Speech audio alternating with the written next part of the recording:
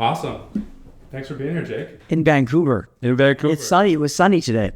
It was rare. The winter. It's usually Raincouver. We call it Greycouver or Raincouver here. That's the nickname. It's a beautiful city, but knowing that there is the lack of sunlight in the winter makes me feel sad when I come here. So I get this seasonal depression, and that's why I need to live in a warmer climate. Yeah. So I haven't made the move yet, but we're going to make it soon. It hits for us, especially. That's why we like to travel at least once a quarter and get some sunlight. You have to. It's a critical thing that Absolutely. I think once a quarter is the perfect amount of time for people that are working really, really hard, because it allows you to take a step back, reflect, which is critical to your success, my success, anybody's success. And even if you go an hour out of your city, you drive, and it's just somewhere different, because to get out of the work is so important to re-energize, because burnout creeps up really quickly. It does. I've experienced it myself, and I find the best is either we hop on a plane, go somewhere sunny, just disconnect and relax, or on the flip of it, we'll take a road trip up to Whistler, for example, and I find I have the best conversations when I'm just in the car, in motion, going somewhere, just outside of your environment. You guys have been in this business, what, 4 years? 4 years on this business, yeah, but we've been entrepreneurs for almost a decade now. So I always ask entrepreneurs this question: do you remember what it was like to not be an entrepreneur? No. Either do I. Not really. It's a weird. I had glimpses of it, being fired from companies or. But just in life, because now your business, a lot of the conversations probably around you with friends and family and acquaintances and all that stuff probably brings up how's business or how's the company doing. So then it brings up the conversation. I find it very hard not to bring up business in different environments, and I just don't remember what it was like 10 years back, because we've been doing Midday Squares for 6 years, but I had other businesses prior, and I just don't remember what it's like to just be in the world without owning a business. Because you're always on. You're always turned on. I don't know how to turn it off. And for good or bad, it could be good or bad. It has burnt me out in the past, which is obviously bad, and taught me a lot of action good from that. Yeah. But I don't remember how to turn it off, it's really frightening for me. It might be a superpower though. Could be, but even today, I was in the car. I rented a car in Vancouver, and I was driving here from I was at my hotel dropping my stuff off, and it was about a 25-minute drive.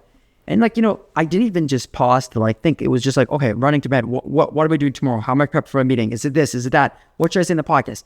It just didn't stop. Yeah. And I was like, fuck, I think that's my whole life. Just doesn't stop. And I'm wondering to my wife, what's it like? I never actually asked that question. Mm-hmm. This literally just came up my mind now.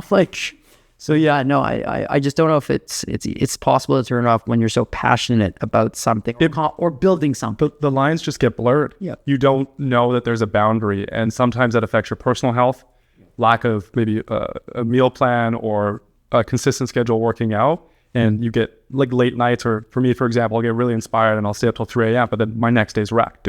It's like a hangover. Yeah. You're talking about, traveling and late nights and routine. And I think people like to say that, oh, you're so lucky you get to go travel and leave your city and go experience. And yes, that is true. I get to see and meet tons of new people, see different cultures, different types of cities, how they are, which I probably would have never seen before. But eventually it takes a huge toll on who you are. I think we're 300 flights in 3 years. Wow. Over 300. Had probably 292. Do you think at a certain point, you're going to say, I don't want to hop on another plane? I believe so. Yeah, because it's so much, I go somewhere to work, I can't enjoy the city like it's a normal tourist. Travel for enjoyment. So we went on a honeymoon last year to south of France, and it was great. Fucking unbelievable trip.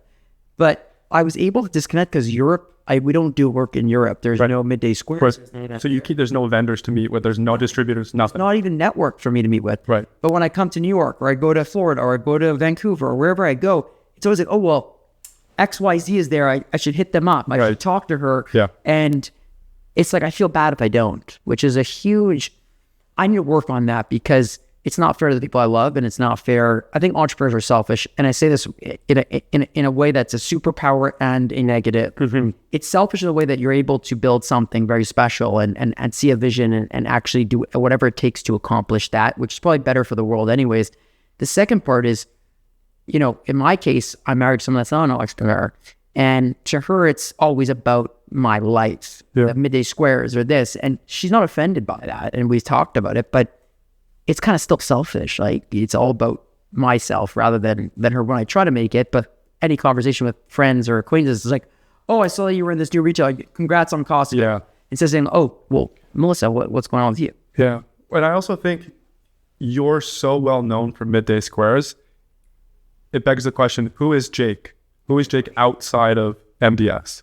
I don't even remember. It sounds crazy. I know I've always liked hockey, ping pong, sports. Cool.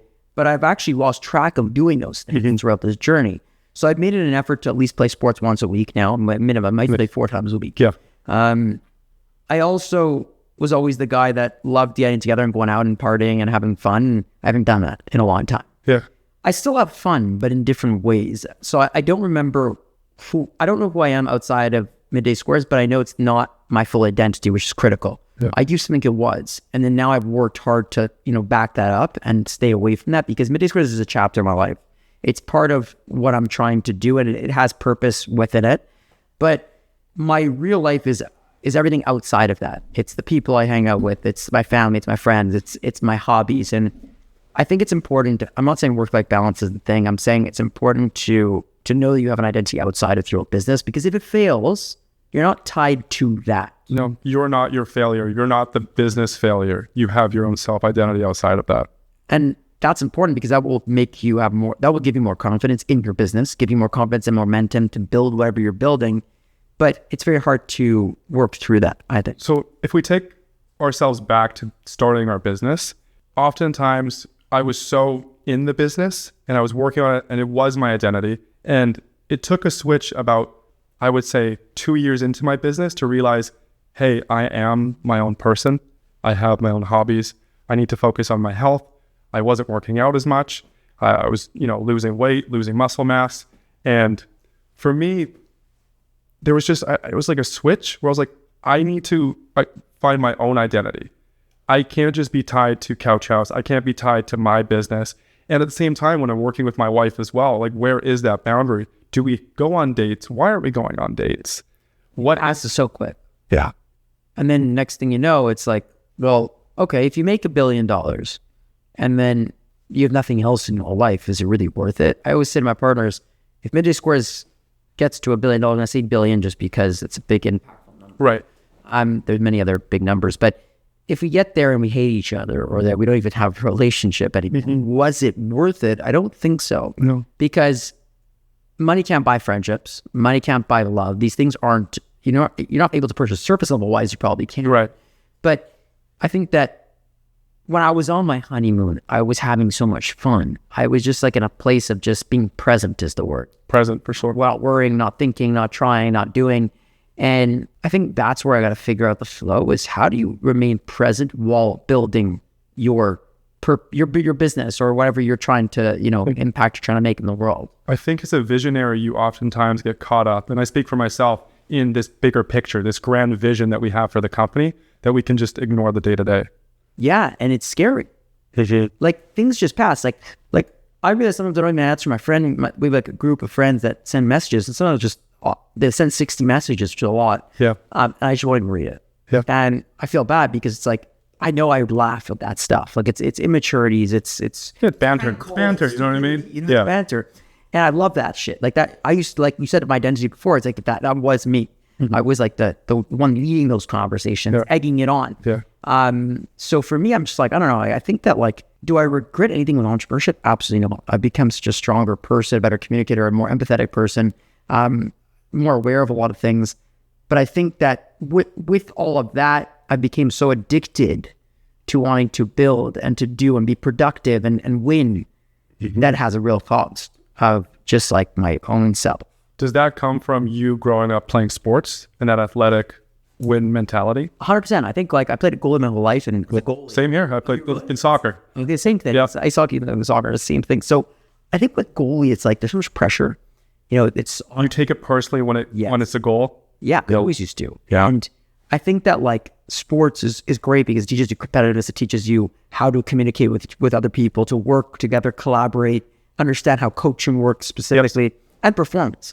And I'll never forget, like, we used to have to go to tryouts as a kid. This is so, I'll never forget this. You'd have to walk through an alley of 70 kids trying to go for the same positions, the same team that you are. Yeah. And you'd go into the coach's room, and then you'd walk out, and everyone would know if you were either cut or you made the next thing.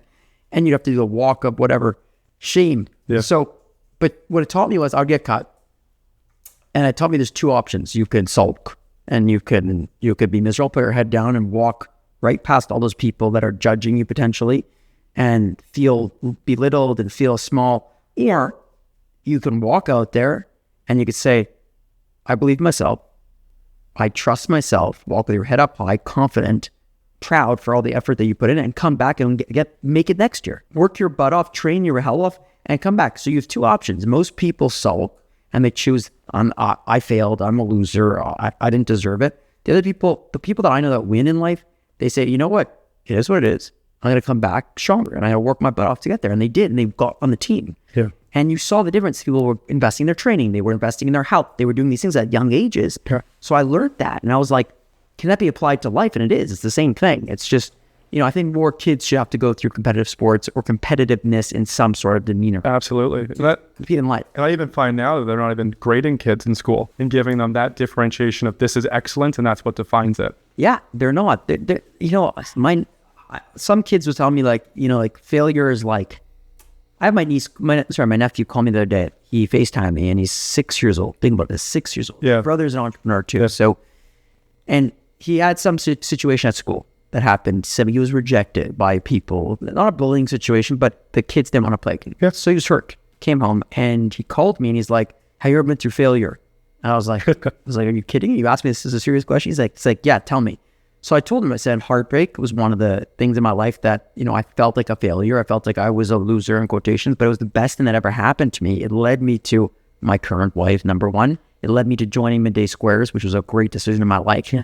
And then I talked about also failing in school and having to, have repercussions of the failing and then say I have to work hard. And he was listening. He was like, wow, failure isn't so bad. It's not permanent. It's not permanent. It doesn't define you. Yeah. So he was amped. And then I said, I hope that you take this and you think when you fail, you have a choice to come back stronger. You have a choice to learn something, or you have a choice to sulk and be upset and miserable about it. Don't choose that. Yeah. And I hopefully you won't be calling me about failure. I think failure is such an important lesson. It's not permanent. It doesn't define who you are. And for me, I've had so many small businesses, so many flips and things that I've tried out that haven't worked, but it's made me better. I've learned skills along the way. I used to sell clothing out of my car. I was reading up about you and you started a college clothing brand. Do you want to tell me about that and maybe just the joy of the hustle back then and what that taught you? Yeah, I was so naive. Yeah. That's one of the greatest assets entrepreneurs can have, in my opinion, because you don't have the noise in your ears. No one's telling you how to do it. There's no rules other than being a kind person. Don't break the law. But what I would do at the time was I would just run around with high energy to colleges, fire people up. Mm-hmm. Which you're still doing. Yeah, which I'm still doing, but now with a little bit more bureaucracy. But yeah. And I just went and I had fun. I had so much fun. People wanted to be around that energy. So it would attract tons of students to be around me. And every school I went to, I had so much momentum, so much brand equity, but I just didn't know how to operate a business probably, so it ended up failing. But what I didn't have these predetermined thoughts and these rules in my head, self-limiting beliefs potentially and it worked that business. That didn't end up working, but it ended up teaching me so much. And now I look back at that business, I'm like, hey, how do I get back to that fun? That's the fun. That's the game. Yeah. That was the flow. I was in flow. I was literally sleeping in my car. I didn't even know what was. You didn't care, man. The shit. No. Sleeping in Motel 8. I didn't know what it was. I was sleeping, crashing on friends' couches. Fun. Yes. I get it. I was 20, 22 or whatever, 20, whatever, how old I was younger. But I don't think that makes a difference. I think I didn't have a worry about the world. The world didn't bother me. No noise came in. It was just if you were good energy, I wanted to be around you. Yeah. And I made it my priority to be around you. If you were bad energy, cut. Just move on next. And that's the thing. As I got older, I started to lose that child inside of me. Now I'm trying to regain that. Right. So the dancing is part of my culture. It's part of who I am. It's fun. It's childish, but it's good vibes. I'm trying to re-get those things. But now I have a huge, we have a big business. We have 60 people that that are employed by Midday Squares. And there's different responsibilities, but it shouldn't be that. Do you think it got too much about the money or growing the business? Growing the business, it's not so much about the capital. I think my partners and I are capitalists, for good. As you should be. Yeah, we're proud capitalists in a good way. And I think that like there was so much pain throughout the journey of this, where so many things went wrong as we were building, but then also so much growth and so much crazy things that happened that like everything just passed by. It just like, it flowed by, and I don't know anything else other than that lifestyle of just like, it was like chaotic, up, down, up, down. Now it's more stable. We have an amazing, executive team and operating team that basically run the company. And the three of us are now just playing our strengths now and figuring out that lifestyle, which is like second chapter of the business.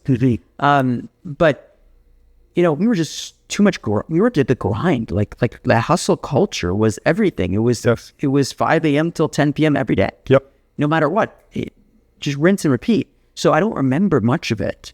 Now I have a lot more time on my hands. I do a lot more things. Yeah. I'm all over. I'm all over the place, and I'm doing a lot more impactful things. But I'm not making the bars, hand delivering them, to individual customers anymore all the time.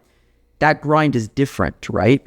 So kind of like, I don't know, like I want to bring more child into me, but now we have investors, we have a board, we have all these things. So much responsibility now that you didn't have when you were in college, and you didn't have a down in the road for like regulations and Health Canada and all this stuff. Like there's real consequences when millions of people are eating your product. It could be dangerous, right? And it's not just you, it's you now employ 60 people.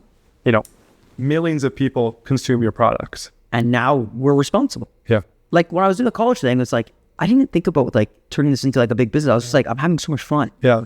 And people loved it. And then when I had to shut it, I was very sad because I was like, I failed.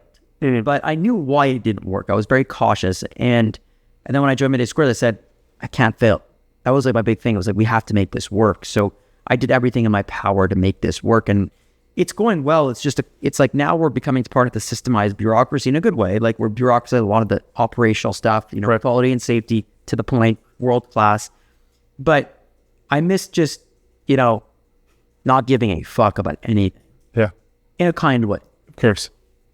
Yeah. That's what I had in the chase in the chase in the previous business. I was just like, I don't care. I'm having so much fun. Let's just keep going. Let's ride. Yeah. Let the music play, Yeah, exactly. I know that persistence plays a key factor in entrepreneurs that make it out of the 2, 4, 5 year mark. Were there any instances in Midday Squares where you thought, this is it, we're bankrupt, we're failing, this is not going to work anymore? Multiple things. So I've cried myself to sleep 30 plus nights, like legit cried myself to sleep. Like I've had a burnout that took me out for 40 days where I didn't care about anything other than getting healthy. I think we made a decision to go from 2 squares to 1 square, and raise prices by 27% at the same time and remove certain ingredients all in one. And we ripped the Band-Aid off at once. And then our UPC code on the back didn't scan in store, meaning that you couldn't register the amount of sales that were coming through our retailers. So we went from like $1.4 million months to $400,000 months to know what was going on. We thought we made the worst decision of our life. Yeah. Thank God we had a little bit of cash to survive that. And then I realized that once we solved that problem, consumers actually wanted 1 square, not 2 squares. So they actually went up in volume. But it took about 6 to 8 months of death. When COVID came, our machines just arrived. We bought into millions of dollars of equipment. And then there was no demand. Basically, 70% of our demand gone off the back because we were a retail business, mostly retail. Did you pivot at that point? Yeah, I went to every hospital and I basically said, hey guys, let me feed you. Nice. So that went to my team employed. Yeah. And let me feed you. They ended up buying a ton of stuff at cost for us. Just putting in vending machines or cafeterias? So like the admin, wow. The doctors, the nurses, yeah. the security. We fed like tens of thousands, if not hundreds, to hospitals around Canada. And it actually also acquired us a ton of new customers down the line. But it was kind of cool to see the mutual relationship of like a hospital going through chaos and like the world going through chaos, and then them supporting a business so they don't shut by buying it at cost. They were getting so many donations. Right. And then the last one was we had a close call on a recall with our product, which I thought that was the end of the business, which was last year, a year and a half ago. And Health Canada does a good job. They regulate, they're there to protect Canadian consumers. But sometimes they go a little bit too far. Yeah, sometimes. And in our case, they claimed that we had cross-contamination between 2 nuts, pistachios. And for us, if that was the case, 100% recall. Safety is the priority. Again, Midday Squares only exist because we have trust with the customer and we are world-class in terms of our quality, safety, and manufacturing processes. But this time around, they said, you guys have pistachios. We tested. So then we tested and it did show traces of it. So we're like, oh my God, what the hell? We're going to have to recall. It's a $3.2 million recall, plus the health concerns for people that are allergic to nuts. It's crazy. And the liability that comes with it. Liability. And then, like, it was just like, all I cared about at that moment was, we shut this business, we make sure everyone's safe, we get the products out of the shelf, and then do we just shut this? Because this is hell. This is the worst nightmare. And we ended up having so much conviction and belief that we never had a pistachio in our facility, and we just went to all our suppliers. In a span of 4 days, we were able to get DNA tests done, which is the highest power of testing that can decipher between two nuts if they're like separate, like the proteins. Okay. And it ended up showing there was 0 pistachios, that the cashews in our products come up as pistachios in the test. They were tested. Their test was the issue. Wow. Yes, but did you still recall it? Okay. We showed them the test result. They said, no problem. That was it. That was the end. But this was like a 7-day total issue from email to about to recall. And they were going to force the recall. So like it would have been all over. Yeah. So what? And then like negative publicity that comes with that, and breaking danger of the consumer. And that's obviously the biggest issue. And after that moment, we went 10x above and beyond on quality, safety, traceability. We are BRC certified now, which is the highest type of manufacturing safety protocols. And we invested millions of dollars into our processes, because at the end of the day, the only risk to Midday Squares is one thing, is a recall, or world collapses, which is the second. Doomsday for everybody. Doomsday, but that's everybody. Yes. But a recall is someone's potentially could die. So we do everything in our power and our control to prevent that. And anyways, I thought that was over in the moment. So I went home. I'll never forget. I went home and I was just felt emptiness, consistent emptiness for like multiple days. I had lethargy. I felt like, this is the end. We poured our life into, 10 to 12 hour days every day for the last 6 years. For just to end in this instant, just like that. Out of our control. Yeah. And then we look like people that are irresponsible. And, but we solved it and we won and we told the story after. And everyone was happy. Even Health Canada was happy. Yeah. So like, this is a story of the underdog fighting back for what they believe in. Yes. In a very safe way. Yeah. And it's putting the consumer first, but then it's also this David versus Goliath situation where Health Canada is the one that can shut you down. It has that authority. They could shut you down like that. And I get sometimes they need to do that. Of course. There are organizations out there that are reckless with their safety. And by the way, you and I, when we're eating a product and food or beverage, we want to make sure that we know that this isn't going to make us sick. And God forbid there is a situation, it's one in a blue moon, right? Yeah. Which happens, but that's, again, fluke and certain things and non-negligence. But anyway, that was a huge, crazy ass moment that was like, and then I just, after all these things that happen, you become more resilient. You become more like, your threshold, like your ceiling rises, you know what I mean? Yeah. And you're just like, I could throw something. Yeah. Come on. What's next? Dude, record-breaking inflation we've gone through. Yes. Potential tariffs coming, which would be the first time in a very long time. Instability around the world. So supply chain issues. We've been through pandemics. Like the last 10 years of entrepreneurship or the world that's lived through has been hell. And we've survived. You and I have survived, and this, many other people have survived. And I'll never forget, a board member of mine once told me, he always says it. He's like, the one who stays in the longest is usually the one that wins. Who could ever withstand the most amount of pressure wins the biggest. And this is true. The game of entrepreneurship is all about how much pain can you take. How long can you stay in the game? Nailed it. Yeah. And stay true to what you're doing. Absolutely. That's the whole game. And if you just look at people, they always think it's a 5-year success or a 10-year success. It's like a 30-year success story. Yes, there's one occasion had this. It's not a sprint. It's a marathon. It's a marathon. And you got to be healthy while you do it. Of course. Yeah. And energized. You don't want to be burnout. You had burnout. I had burnout. It could last a day or it could last 10 years. You don't know. The chemicals in your brain can do a lot of negative things. And for me, it lasted 40 days, like horrible. Like after that, I worked tremendously on. What got you out of that? Like day 27, you're in it. Well, I was in therapy every day. My coach was helping slightly. The biggest thing that helped me was I was in a double burnout. So I was physically injured, which was scaring me because basically my identity was tied to me being able to travel, to dance, to do crazy shit. And I was like, actually, basically in my head, I was bedridden almost. I was like, my back was in so much pain. I had electric shocks going down my body. I thought I had MS. I was like really frightened. I went through major OCD and health anxiety that came out of nowhere. And I still have. But what got me really to solve that, which is crazy, after the 40 days, I got better. I was able to go back to work, but I was like 50%. What got me past the next level to like 90% to today was hypnosis, hypnotherapy. Interesting. Never heard that. I was on a treadmill, walking at 3 speeds. I thought my body was glass, so I was scared to walk. And this lady next to me was like, I had a physio friend that hurt his back, and he does physio, so physios know the injuries and stuff like that. And he took him, like, his pain was just brutal, and he couldn't get out of it. And then suddenly someone told him to do hypnosis. He said, that's witchcraft. He did it, and his back came all the way. So Wow. I heard that, and I was like, So it was all up here? It was all psychological? so I did physically hurt myself, but eventually I recovered the injury. But it was like phantom symptoms you thought were still there? Crazy, like electric shocks, like you're saying, like Wow. It was, I couldn't sit on a plane. I was literally going on a plane, and I would have, it felt like insects were running up my body. Like growing pains almost, but constant? Constant, 24/7. And then I would like lie down, and then boom, shocks, boom, boom, and then my eyes would go blurry. It was like all these symptoms, which I was reading were all MS related. So I thought I had it. And MS is a very serious disease. It's a very serious, I don't know what they call it. It's a disease or whatever it is. I did all my research on it. I basically studied every book on it, doctor level books. Right. And I convinced myself I had it. And so I was already in the life. So I'm like, okay. You accepted it. And I had all the symptoms, every symptom.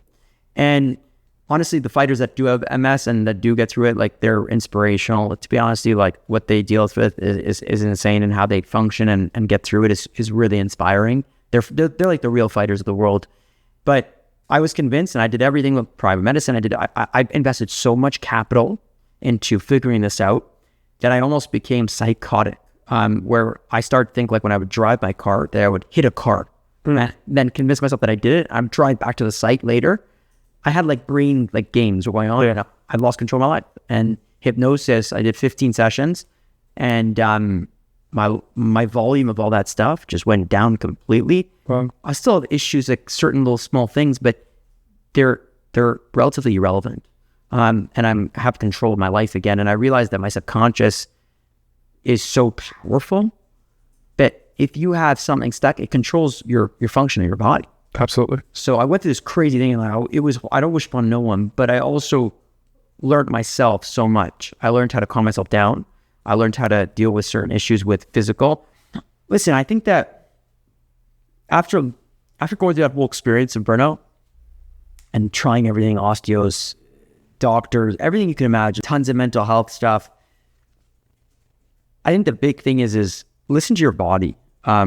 Your body's going to tell you when, it's like a car, the engine light's going to come on or the tire light's going to come on, and, you can ignore it. But eventually it's going to break down. You don't know how much damage your car will actually have. And that's what I learned from the whole thing is when the signs come, when the car light comes on, stop, take a step. What's going on? Let's adjust. Let's go through it. Let's go to the mechanic. And then that way your car will last like a really long time. And it's the same thing with a human. I think that's what I really learned was burnout is no fucking joke. And my sister just had one too. And like she's out 4 months or 3 months. Thank God we have a company that runs. And like we're becoming more and more irrelevant, which is great, by the way. You talked about that. Yeah. And I think that's critical for scale of the business. But I just want people to know that, like, you're burnout and you're like, okay, whatever, I could deal with it. We're unstoppable. We're humans. Like, we could get things. No, when your body tells you no, it tells you no. And you don't know what will come from that. It could be as damaging as a lifetime or as damaging as an hour, right? So just be careful, be aware and self-aware of how you feel. And there's signs: exhaustion, lethargy, feeling lonely, emptiness. Like, there's a lot of different things, less purposeful. If you went back maybe before that burnout happened, is there something you could have done to prevent it? Yeah, external validation was what I was looking for all the time. So I was chasing awards. I was chasing attention in a way for the business. So I was like trying to get on TV all the time. And I was living like that life of like being in the media, being in newspaper, magazines. I was having hype, traveling the world all the time. And I just wanted more. The dopamine wanted more and more and more. And then I started to lose track of Jake's here. This is what I was becoming. And then I wasn't coming back to it. So like I got so lost that I was so fearful to lose it all. And then I got physically injured. And then I was like, oh my God, I can't do this stuff anymore. Right. And then your whole self-identity that's wrapped up in I travel, I go meet my vendors, I go to retail. Yes. I thought that's who people just care about, is that person. But then I realized that who cares what they think? I need to know who I am. And I brought myself back. And now whenever I veer a little, it's okay to veer and come back because sometimes you have serendipity and magic from that. But I veer and I come back. And then I'm like, okay, what just happened? And I'm very aware. And I don't regret that I went through it. I'm actually happy I went through this because it taught me a lot about how we're not unstoppable and health is a priority, but you could still be healthy and build something very special and very massive and big. And whoever does that is really the winner of life. Are there any frameworks or maybe books that you've read? Sleep. This is what it is. It's sleep, move, and eat well. So sleeping, I used to sleep 4 hours every night. No problem. All my 10 years of entrepreneurship, 8 years of the prior. So 2 years I've been changing my sleeping habits, but the last 8 years prior to that, sleeping 4 hours a night. And then college, probably 3. So I never thought sleep was important. I was like, I could run on anything. Yeah, I don't need the tank to be full. It's all good. Just hype back. So that's number 1. Number 2, eat real foods. Whole foods are so good. It's a game changer. It's easy to eat junk. It's easy to just go get a quick McDonald's or something. Breeds this, that shit kills your gut. Your gut can give you energy. It is your immune system. It's everything. Or it makes you lethargic and slows you down. It literally, and then mental fatigue as well, where you can't just process that information for sure. And then the last one's movement. Move your body. We're not meant to sit all day. It's great. It's great to sit. It's great for lounging, watching shows. Relax, stuff like that. You need the comfy and the good looking part, which this is really good looking comfy. But you also need to be able to move your body. We work all day on computers and we do this stuff. So when you look at evolution, we as humans used to hunt and gather and run around and survive. We need to do not that aspect. We need to keep our body moving because we're made for that. So if you don't do it, there's going to be breaking things that break. And it's only like the past 20 years where we've really been this sedentary. Brutal. And we've been sitting. Before that, you would walk, hunter and gatherer. Like your friends, you walk 2 miles, a mile. And there was no internet. There was no distractions. You were just outside moving your body. And internet's great, by the way. But it's wonderful. It's crazy stuff. Connect us worldwide for sure. But I think it comes with impact. And I think movement is so important that it might even be, I don't want to say it's the cure for depression or people. I definitely think it's a dopamine boost. For sure. And I think just moving your body, getting your blood flowing, going for a run, riding your bike, even going for a walk, that can get you out of a rut. It can get you out of a low place. I woke up tired this morning at 4:45, I think it was. I literally have a treadmill in my second room, and I went and I just walked for 30 minutes before my flight. Before going to the airport, I felt like a hero. I came off, I was jazzed. I woke up my wife, I fired her up, I took the flippers off, threw them off. Oh, she must love that. She hated it. I was so amped, right? Yeah. So just the movement, it was 3.2 speed, walked half an hour. I listened to French music, so I'm learning more French now. And I just felt good. And then I realized I'm sitting on a plane for 6.5 hours. I feel like dog poop. Yeah.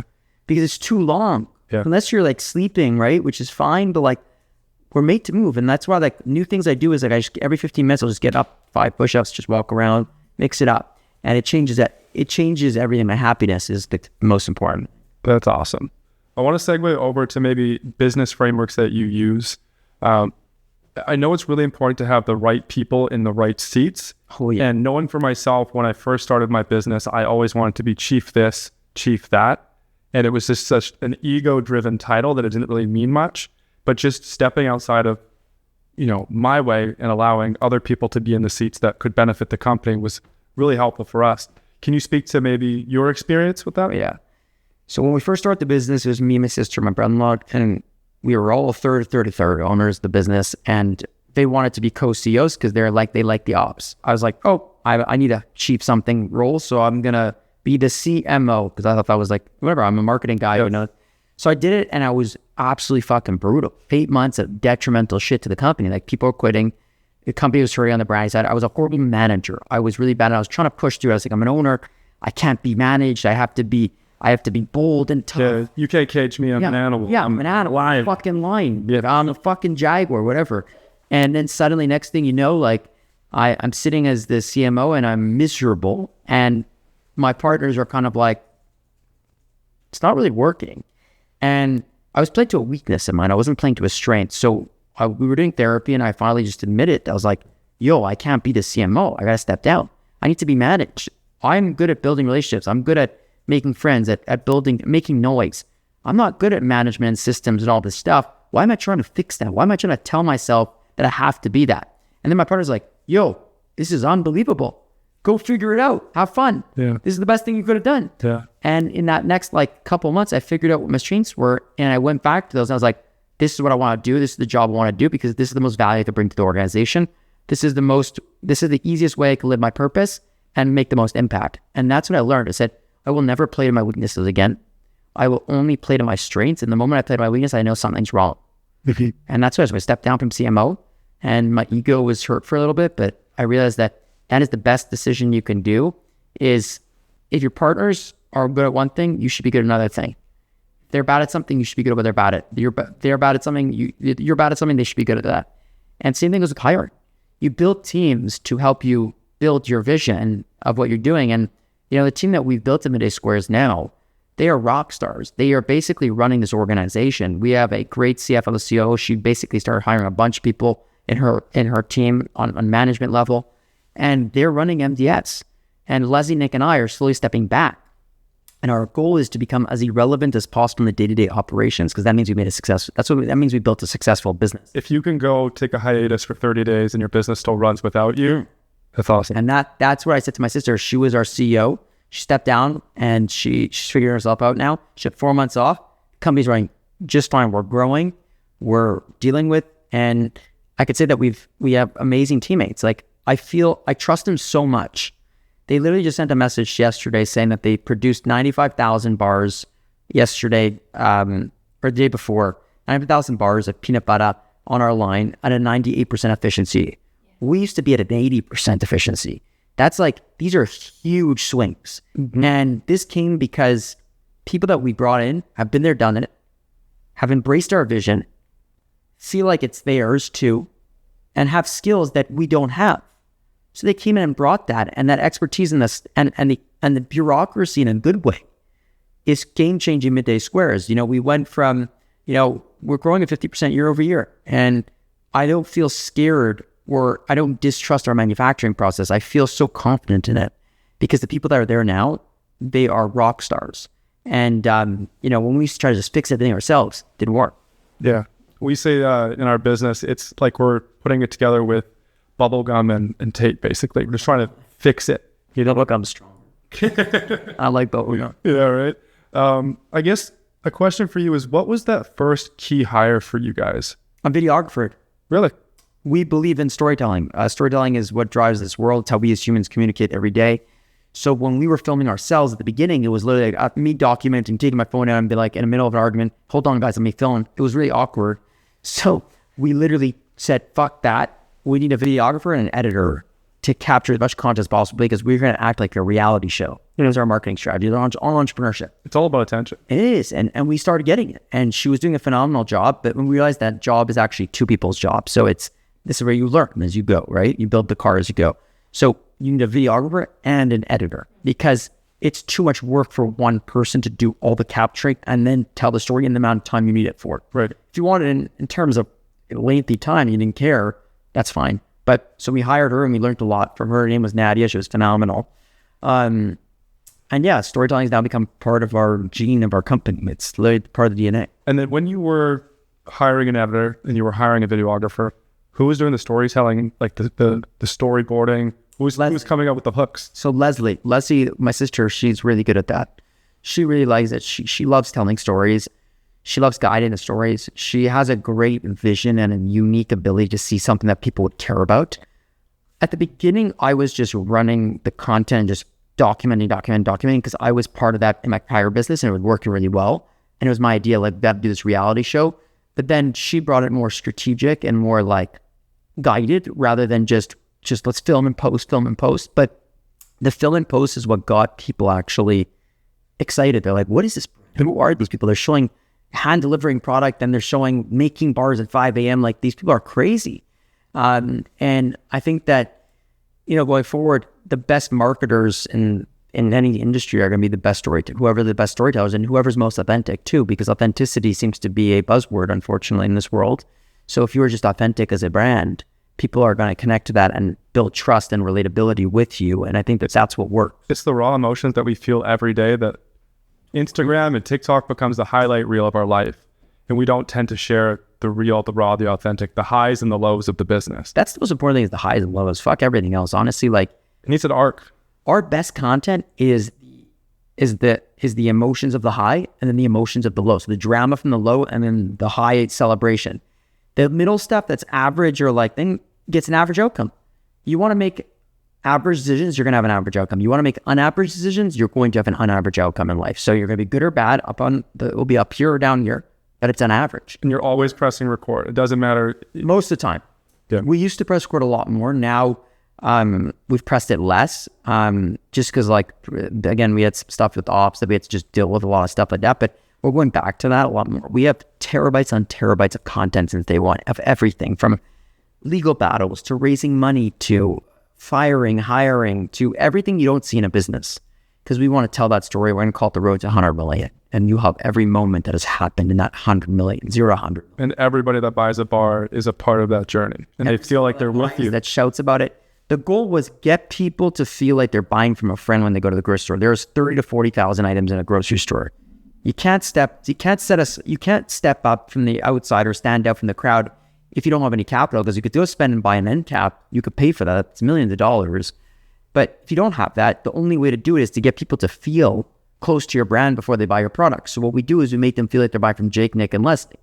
And the way we do it is they just emotionally connect at a deep level. And that way they go to the store, they're laser focused to find it. And when they find it, they're like, yes, I'm a fan. I'm not a customer. And a fan goes a lot longer, a lot further than a customer does. A fan will go shout about it to friends. They'll go to the dinner table and say, you wouldn't believe this brand I bought today, blah, blah, blah. So the investment of building it to getting fandom is way more valuable for the long term than just acquiring customers for the sake of transaction. That makes sense. And sometimes I find that it's the things that you do that don't have an ROI that seem like you can't scale it, that actually grows the business and separates you from, say, the average, buy this product, here's a discount. Yeah, we send custom videos to like 10, 15 people a day minimum, with just saying like happy vibes and stuff and personalizing it. And that's not scalable, really. I guess you could use AI to a certain extent, but it will be felt differently, right? Yeah.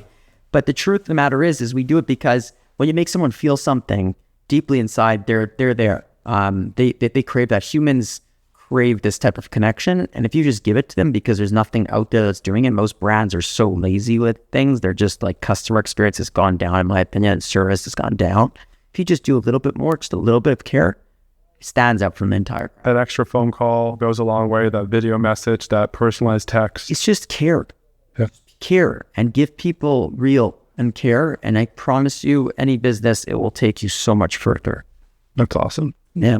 Tell me about Costco and how that came to be, because that is just such a huge accomplishment. I'm so proud of you guys for that. Yeah, Costco's huge. First of all, we have amazing retailer partners. Costco's just our newest one that we launched into, but Costco Canada, it took us 3 years to get in there. So we had to, at first they told us no multiple times. Again, they just didn't think the product would work with their members, and they are very good at understanding their members, actually. Costco is unbelievable at that.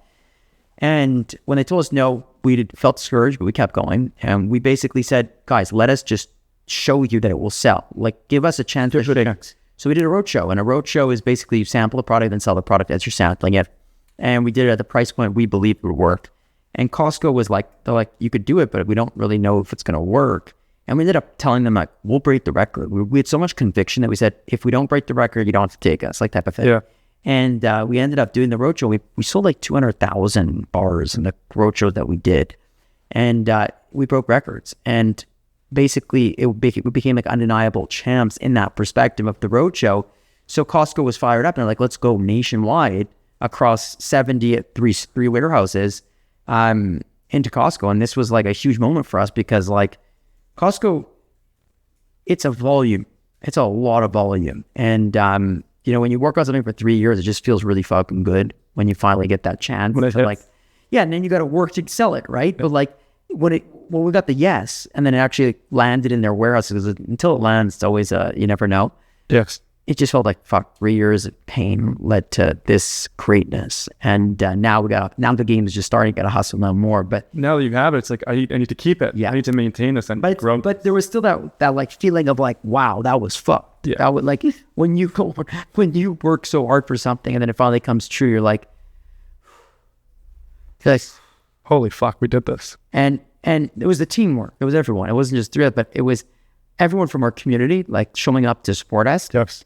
to them going into stores and telling the managers they want the product, to our team executing on everything that Costco needed on time and in what they, in their criterias, even though it was so hard. And then our production associates who manufactured so many bars for them, right, in a short period of time.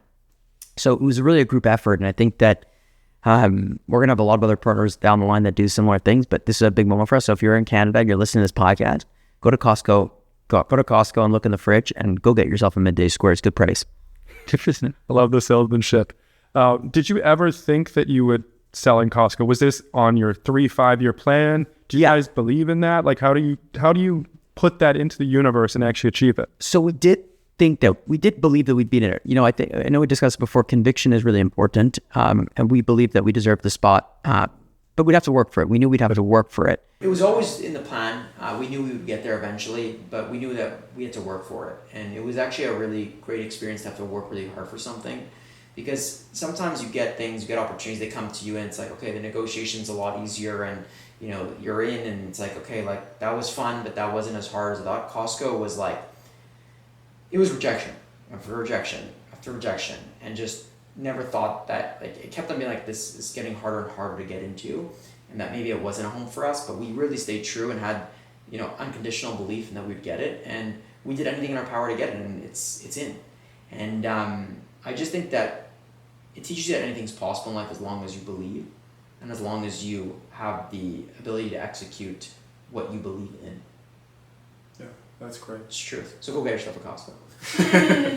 And other retailers, by the way, Target, Whole Foods, Sobeys, name them. There's so many. There's 9,000, but they're all great, from the earliest supporters to the ones that just came on. I know Costco getting a lot of attention, but all retail love, I think it's important. You know, everyone, and Costco would not have happened without other retailers. Everyone else. Yes. And it will drive a lot more trial, which will actually get more sales in the other spots too. Yeah. So Jake, to wrap up here, my question for you is, do you have any piece of advice to a young entrepreneur watching that maybe has failed in businesses or is looking at starting their first one? Any piece of advice for them? I think the analogy is learn to dance through your journey. You know, I talked about being a child before. Find that child within your journey, and that will allow you to stay in the game a lot longer. That's awesome. Well, this was Jake Karls, the modern day Willy Wonka. Thank you so much for this podcast. Love you guys. All right, thank you.